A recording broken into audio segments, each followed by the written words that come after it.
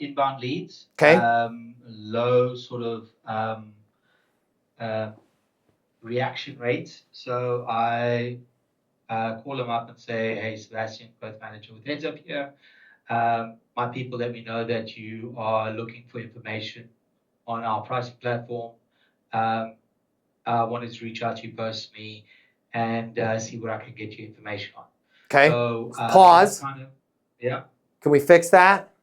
Yeah, go for it. It bounced from here to there and then back to here, and it was very heavy. Let's make it light and flow. Hey, Matt, Sebastian over here with, I'm just going to Acme Payment Solutions. Wanted to reach out to you personally, make sure my people got you all the information you needed. Now, you bring up a really specific, you just full of good questions today. Listen to the difference, guys.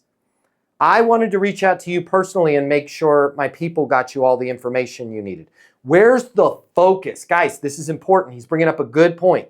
Where's the focus then of that conversation? The focus is I'm almost checking in as a senior level person on my people. There's no pressure on the person on the other line. But when I say, my people told me you needed information, now the focus is I'm here to try and sell you stuff because we were talking about you behind our back and they said, oh, I think he's good for a few bucks. And so that's why I wanted to call you. One is sales, and you didn't do anything wrong, but one is perceived as salesy. The other is perceived as, I just wanted to reach out to you personally and make sure my people got you all the information you needed, right? They're going to go, thank you. And you're going to go, my pleasure. What can I get you information on? And now you're right where you need to be. Great.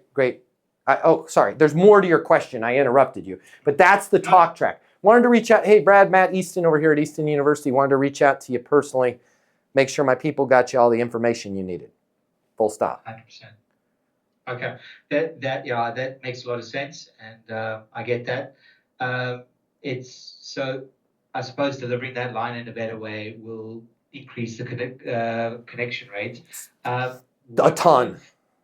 What sort of typical connection rate should I be seeing on an inbound lead from, say, Google Ads or Facebook Ads? When you say inbound lead, can you give me a specific, when you say connection rate? Do you mean you finally have a conversation with them? That's it. So we're a SaaS company to restaurants, and they're requesting a demo or a trial of our SaaS products, giving them insight into pricing perspective of the market. And I'm not getting a lot of sort of traction on that. So there's a lot of leads coming in, but converting to actual conversations, I'm finding it a bit of a challenge. Yeah, what's your connection rate right now? So I'm probably talking to about 50% of them, and going forward from 50%, probably about 20% are actually engaging with trial or running with the program. Okay. Full transparency, I think you connecting with 50% of them is a fine number. I think we could improve that. I don't know how much higher we're going to get it because there's a lot of people that take a lot of freaking sleeping pills and seem to be cruising around their laptop in the middle of the night. I get that too. We'll spend $50 on a click and I'll call the person. They have no idea who my company is, who my people are, who I am. And it's like, the only thing I can guess is I'm kind of doing, I'm saying that 60% to be humorous, 40%, I honestly think that might be going on. I don't know. But it's like literally the lead is 6 hours old and they're like, I don't know. So I would focus less on that number and more on the how can we convert them. And on the how we can convert them, if they're giving you a lead for a demo, I'm telling you what will increase your closing percentage is purposely slowing down, right? When you say you guys are doing restaurant, can you give me a specific example of what you're doing, right? Are you guys doing catering now? I don't know, I'm just making up questions. But the more you can learn about their business before you jump into that demo, now all of a sudden your close ratio will go through the roof to where it doesn't matter how many of those ones that you connect. Because if somebody doesn't remember clicking on a lead, there's not much we can do with that. But what we can do is slow our questions down. Hey, just out of curiosity, with the revenue, with the restaurant, where are you guys at in terms of top line revenue right now? Where do you want to be? We're at 7 million, we want to get to 13. How many locations do you have? We have 2. Do you have any plans to expand? Yeah, we do actually. When do you want to expand? By 2026, we want to add another 2 locations. I don't know, I'm just making stuff up. But the more you can learn that ahead of time, you can say, you know what, Kyle, because of the fact that you had said you're at 7 million, you want to get to 9. The reason why we want to get to 9 is we want to have the cash flow and revenue to be able to open those 2 additional locations. What I'd like to do, I'd like to open up the software. I'm going to show you exactly how we can help you with the XYZ and ABC. What this is going to do is increase your shows, whatever it is that you guys do. That's going to allow you to get to that 9 million ahead of schedule with the locations that you have right now and give you that revenue to be able to open up those 2 other stores. But we have to figure all of that out before we get to a demo, because what ends up happening, if you don't ask these questions before you get to a demo, okay? I've seen this movie before. Here's how it ends. I want to schedule a demo. Great! I ask you some simple questions, right? How long you been in? Very simple, very surface level questions. And then I go into the demo. And then you say, how much? And I say, it's $9,000 a month. And you go, too expensive. And now, after you've rejected me on something, or are you R246 P194 compliant? No, we're not. We're P193 compliant. Oh yeah, that's a problem. The minute I get a rejection, if I wait, an objection or a rejection, if I wait and I just do the demo first, I cannot claw my way back out of that hole because I have no handles to grab onto.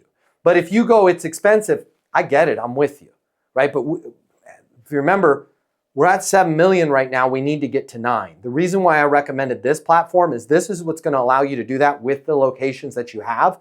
And if we can get that additional revenue right now with the 2 existing stores, correct me if I'm wrong, but the plan is to get to 4 stores by 2027, right? And that's why I'm recommending we get you into the pro package, right? The bronze and the amateur pack, whatever it is, that's not going to get you the reporting features that you're going to need to hit that 6-store target here ahead of schedule, right? Does it make sense to get you on board with that? No. Got it. What's a good next step, right? Worst case, if I slow the conversation down and you're like, too expensive, too hard to install, whatever the objection is, okay, for any of us, what we do, if I slow down in the beginning, yeah, it's just too expensive, we're just going to table it. Instead of me saying, well, what do I need to do to get your business, or how, if I could just have 5 minutes, I'd love to show you where I think you're making a mistake, any of that stuff.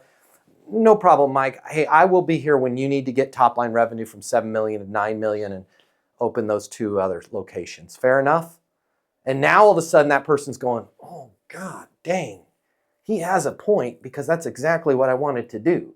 The problem is if we show our product first and then say, what do you want to do? They'll never be honest with you. They'll never answer your questions because they're like, he's just asking me this to support his price. But if they've never seen anything and we've never talked about the price and we spend the beginning talking about them, it's a lot easier to handle objections. Does that make sense for everybody? Does that make sense? We have to slow down in the beginning. I'm not sure if it's for you, but if you work in sales and you absolutely positively have to double or triple the amount of money you're making in order to truly enjoy your life, click the link here. My name's Matt Easton. I'm the founder of Easton University. It's the most effective sales coaching in the world. Click the link here, check it out. You're gonna see we'll give you access to an on-demand learning portal that's gonna give you video coaching with me on everything you need to know to double or triple your income, or even more. Everything from prospecting to closing to handling objections and complaints to building your personal network and self-confidence, but it doesn't stop there. Click the link here. You're going to see that when you get a membership to Easton University, you're also going to have the ability to do live coaching with me twice a week. You can ask me any questions. We can work through anything you're struggling with. I will be there with you every step of the way to help you double your income in sales right now. Click the link now. You're going to see we've helped thousands of people just like you, and we have the video testimonials from them to prove it. Easton University is more than a learning portal. It's more than live coaching with me. It's your future, and you and your future are worth it. Click the link now. I'll see you at Easton University.